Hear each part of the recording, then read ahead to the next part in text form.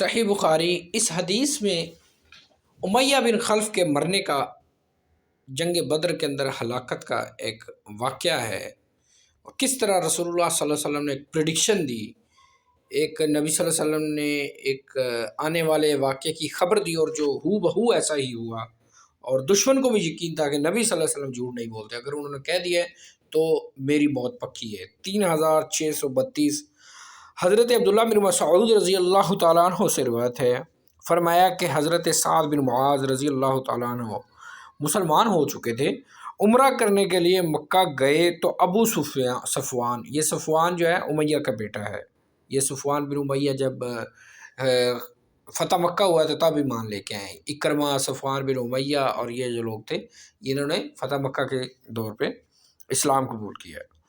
امیہ بن خلف کے پاس ٹھہرے۔ امیہ جب شام جاتا اور مدینہ طیبہ سے گزرتا تو حضرت سعد بن معاذ رضی، یہ سردار تھے اپنے خاندان کے پاس ٹھہرتا تھا۔ امیہ نے حضرت سعد رضی اللہ تعالیٰ سے کہا کچھ انتظار کرو حتیٰ کہ جب دوپہر ہوگی اور لوگ غافل ہو جائیں تو چلیں اور بیت اللہ کا طواف کر لیں۔ جس وقت حضرت سعد طواف کر رہے تھے ادھر سے اچانک ابو جہل آ گیا، اس نے آتے ہی کہا کعبے کا طواف کرنے والے شخص کون ہے؟ حضرت سعد رضی اللہ عنہ نے کہا میں سعد ہوں۔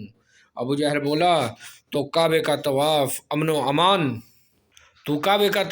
امان سے کر رہا ہے، حالانکہ تم لوگوں نے محمد اور اس کے ساتھیوں کو جگہ دی ہے۔ حضرت سعد رضی اللہ تعالیٰ عنہ نے کہا ہاں اس میں کیا شک ہے، کیونکہ وہ بھی اپنے قبیلے کے سردار ہیں اور وہ شام کے راستے میں بیٹھے ہوئے ہیں، اور چنانچہ وہ دونوں جھگڑ پڑے۔ امیہ نے حضرت سعد رضی اللہ عنہ سے کہا ابو حکم پر آواز بلند نہ کرو، وہ اس وادی کے لوگوں کا سردار ہے۔ ابو حکم یہ ابو جہل کا ایک کنیت تھی، ابو جہل بھی تھا، ابو حکم بھی تھا، اصل نام تو اس کا عمر تھا۔ حضرت سعد رضی اللہ تعالیٰ نے کہا اللہ کی قسم اگر تو مجھے بیت اللہ کا طواف کرنے سے منع کرے گا تو میں شام کے اندر تمہاری تجارت بند کر دوں گا۔ حضرت عبداللہ بن مسعود رضی اللہ تعالیٰ سے کہتے ہیں کہ امیہ حضرت سعد سے کہتا رہا کہ اپنی آواز بلند نہ کرو، انہیں روکنے لگا۔ اس پر حضرت سعد غصے میں آ گئے اور فرمانے لگے میرے آگے سے ہٹ جاؤ، میں نے محمد صلی اللہ علیہ وسلم کو یہ فرماتے سنا ہے کہ نبی صلی اللہ علیہ وسلم تجھے قتل کریں گے۔ امیہ نے کہا مجھے قتل کریں گے؟ حضرت سعد نے فرمایا ہاں۔ اس پر امیہ نے کہا اللہ کی قسم محمد جب کوئی بات کریں تو وہ جھوٹ نہیں ہوتی،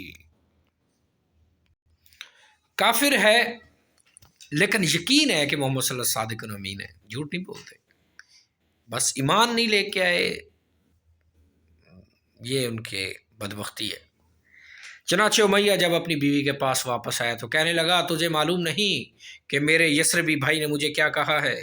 اس نے پوچھا کیا کہا ہے؟ کہنے لگا اس نے یہ کہتے سنا ہے محمد مجھے قتل کرنے والے ہیں، اور وہ بھی کہنے لگی اللہ کی قسم محمد کبھی جھوٹ نہیں بولتے۔ راوی کہتے ہیں جب قریش بدر کے لیے کوچ کرنے کا ارادہ کیا اور منادی کی آواز بلند ہوئی تو امیہ نے اپنی بیوی سے کہا تجھے وہ بات یاد نہیں، تو امیہ کی بیوی نے کہا تجھے وہ بات یاد نہیں جو تیرے بھائی نے کہی تھی؟ چنانچہ امیہ ساتھ نہ جانے کا عزم کر لیا تو ابو جہل نے کہا آپ مکہ کے بڑے لوگوں میں سے ہیں، 1-2 دن کے لیے ہمارے ساتھ چلو پھر واپس آ جانا۔ وہ ان کے ہمراہ چلا تو اللہ تعالیٰ نے اسے موت کے گھاٹ اتار دیا، یعنی نبی صلی اللہ علیہ وسلم نے جو پریڈکشن کی، جو پیشین گوئی کی وہ اللہ تعالیٰ نے پوری کی۔ یہ نبی صلی اللہ علیہ وسلم کا ایک معجزہ تھا۔